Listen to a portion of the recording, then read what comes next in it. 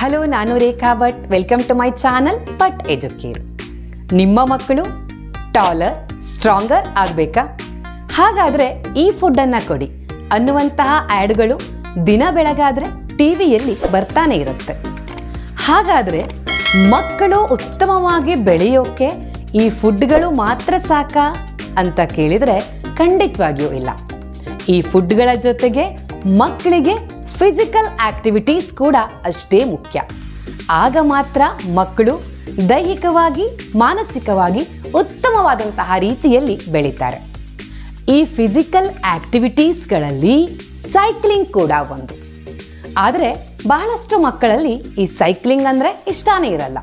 ಅವ್ರಿಗೆ ಒಳಗಡೆನೇ ಕೂತ್ಕೊಂಡು ಏನಾದರೂ ಆಟ ಆಡೋದು, ಟಿವಿಯನ್ನು ನೋಡೋದು, ಮೊಬೈಲನ್ನು ನೋಡೋದು ಮಾತ್ರ ಇಂಟ್ರೆಸ್ಟ್ ಇರುತ್ತೆ. ಅಂತಹ ಮಕ್ಕಳಲ್ಲಿ ಸೈಕ್ಲಿಂಗ್ ಬಗ್ಗೆ ಇಂಟ್ರೆಸ್ಟ್ ಬರಬೇಕು ಅಂತ ಆದರೆ ಮೊದಲು ಪೋಷಕರು ಆ ಒಂದು ಸೈಕ್ಲಿಂಗ್ ಬಗ್ಗೆ ಇಂಟ್ರೆಸ್ಟನ್ನು ಬೆಳೆಸ್ಕೊಳ್ಬೇಕು. ಆಗ ಎಷ್ಟು ದಿನ ಅಂತ ಮಕ್ಕಳು ಒಳಗಡೆ ಕೂತ್ಕೊಳ್ತಾರೆ? ಪೇರೆಂಟ್ಸನ್ನು ನೋಡಿ ಅವರು ಕೂಡ ಕಲಿತಾರೆ. ಈ ಸೈಕ್ಲಿಂಗ್ ಅಂದಾಕ್ಷಣ ಮೊನ್ನೆಯಷ್ಟೇ ನಮ್ಮ ಮನೆಯಲ್ಲಿ ನಡೆದಂತಹ ಒಂದು ಘಟನೆ ನೆನಪಿಗೆ ಬಂತು. ನನ್ನ ಚಿಕ್ಕ ಮಗ ತನ್ನ 3ನೇ ವಯಸ್ಸಿನಿಂದನೇ ಸೈಕಲನ್ನು ತುಳಿತಾ ಇದ್ದಾನೆ. ಅವನಿಗೆ ಸೈಕಲ್ ಅಂದೇ ಪಂಚಪ್ರಾಣ. ಈಗ ಅವನು ಸ್ವಲ್ಪ ಎತ್ತರ ಆಗಿರೋದ್ರಿಂದ ಅವನಿಗೆ ಮೊದಲೇ ಇರುವಂತಹ ಸೈಕಲ್ ಚಿಕ್ಕದಾಗ್ತಾ ಇದೆ. ಹಾಗಾಗಿ ಅವನು ಬಹಳ ದಿನಗಳಿಂದ ತನಗೊಂದು ಸೈಕಲ್ ಬೇಕು ಅನ್ನುವಂತಹ ಬೇಡಿಕೆಯನ್ನು ನಮ್ಮ ಮುಂದೆ ಇಟ್ಟಿದ್ದ. ಆದರೆ ನಾವು ಮಲೆನಾಡಲ್ಲಿ ಇರೋದ್ರಿಂದ ಈಗ ಮಳೆಗಾಲ, ಮಳೆ ಅಂತೂ ದಿನದ 24 ಗಂಟೆನೂ ಸುರಿತಾನೇ ಇರುತ್ತೆ. ಹಾಗಾಗಿ ನಾವು ಮಳೆಗಾಲ ಮುಗಿದ ನಂತರ ಸೈಕಲನ್ನು ಕೊಡಿಸ್ತೀವಿ ಅಂತ ಅವನಿಗೆ ಹೇಳಿದ್ವಿ.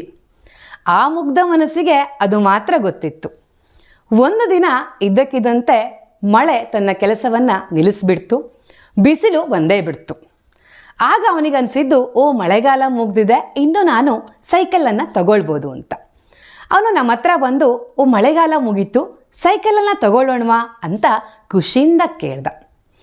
ಅವನು ಇನ್ನೇನು ಮತ್ತಷ್ಟು ಖುಷಿಯನ್ನು ಪಡಬೇಕು ಅನ್ನಷ್ಟೊತ್ತಿಗೇ ಮಳೆ ತನ್ನ ಕೆಲಸವನ್ನು ಆರಂಭ ಮಾಡೇ ಬಿಡ್ತು. ತಕ್ಷಣಕ್ಕೆ ಅವನು ಮತ್ತೆ ಬಂದು, ಅಯ್ಯೋ ದೇವ್ರೆ, ಮಳೆಗಾಲ ಮತ್ತೆ ಬಂತು, ಹಾಗಾದರೆ ಸೈಕಲ್ ತಗೊಳ್ಳೋದಿಲ್ವಾ ಅಂತ ನಿರಾಸೆಯಿಂದ ಕೇಳ್ದ. ಆದರೆ ಆ ಒಂದು ಕಣ್ಣಂಚಲ್ಲಿ ಇದ್ದಂತಹ ಆಸೆಯನ್ನು ನಿರಾಸೆ ಮಾಡೋಕ್ಕೆ ನಮಗೆ ಮನಸ್ಸಾಗಲೇ ಇಲ್ಲ. ಹಾಗಾಗಿ ಸೈಕಲನ್ನು ತಗೊಳ್ಳೇಬೇಕು ಅಂತ ನಿರ್ಧಾರ ಮಾಡಿದ್ವಿ, ತಗೊಂಡ್ಬಿಟ್ವಿ ಕೂಡ. ಆ ಸೈಕಲ್ ಸಂಭ್ರಮನ ಹೇಳೋಕ್ಕೆ ಪದಗಳೇ ಇಲ್ಲ, ಅಷ್ಟೊಂದು ಖುಷಿ. ಮಕ್ಕಳೇ ಹಾಗಲ್ವಾ, ತಕ್ಷಣಕ್ಕೆ ಅವರಿಗೆ ಬೇಕಾದಂತಹ ವಸ್ತುಗಳು ಸಿಕ್ಬಿಟ್ರೆ ಅದರಷ್ಟು ಖುಷಿ ಹೇಳೋಕ್ಕೆ ಸಾಧ್ಯ ಇಲ್ಲ. ಅವನು ತನ್ನ ಯೂನಿಫಾರ್ಮನ್ನು ತೆಗೆದೇನೆ ಆ ಒಂದು ಸೈಕಲ್ ಸವಾರಿಯನ್ನು ಆರಂಭ ಮಾಡೇ ಬಿಟ್ಟ. ಒಂದು ಕಡೆ ಮಕ್ಕಳಿಗೆ ಖುಷಿ, ಇನ್ನೊಂದೆಡೆ ಈ ಸೈಕ್ಲಿಂಗಿಂದ ಅದೆಷ್ಟೋ ಬೆನಿಫಿಟ್ಸ್ ಇದೆ.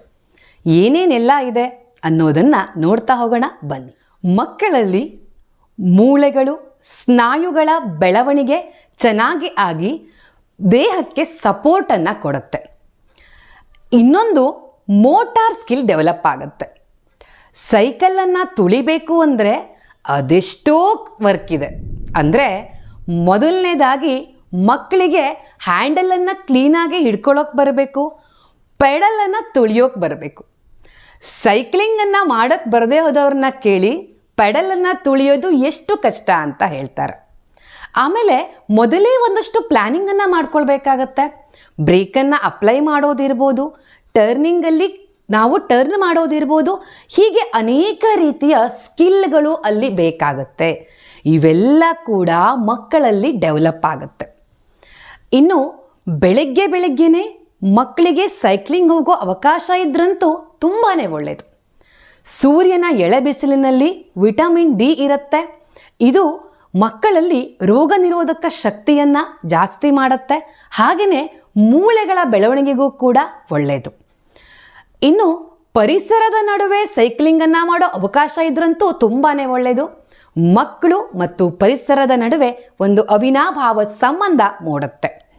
ಹಾಗೆಯೇ ಮಕ್ಕಳಲ್ಲಿ ಅಕ್ಕಪಕ್ಕದ ಮನೆಯವ್ರ ಜೊತೆಗೂ ಕೂಡ ಒಂದು ಬಾಂಧವ್ಯ ಬೆಳೆಯುತ್ತೆ. ಹೇಗೆ ಅಂತೀರಾ? ಅಲ್ಲೂ ಕೂಡ ಮಕ್ಕಳಿದ್ದಾಗ ಅವರೆಲ್ಲರ ಜೊತೆಗೂಡಿ ಸೈಕ್ಲಿಂಗ್ ಹೋಗುವಂತಹ ಸಂದರ್ಭ ಬರುತ್ತೆ. ಅಂತಹ ಸಂದರ್ಭದಲ್ಲಿ ಕಮ್ಯುನಿಕೇಷನ್ ಸ್ಕಿಲ್ ಕೂಡ ಡೆವಲಪ್ ಆಗುತ್ತೆ. ಇವತ್ತಿನ ಭಾಳಷ್ಟು ಮಕ್ಕಳಲ್ಲಿ ಮಾತನಾಡುವಂತಹ ಕೌಶಲ್ಯ ಎಲ್ಲೋ ಒಂದು ಕಡೆ ಸ್ವಲ್ಪ ಕಡಿಮೆ ಇದೆ.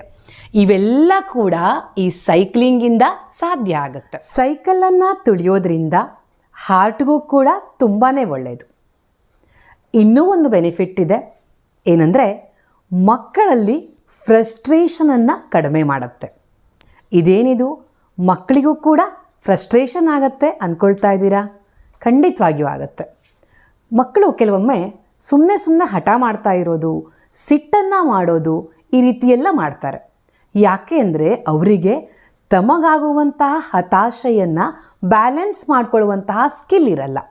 ಇವೆಲ್ಲವೂ ಕೂಡ ಸೈಕ್ಲಿಂಗಿಂದ ಸಾಧ್ಯ ಆಗುತ್ತೆ.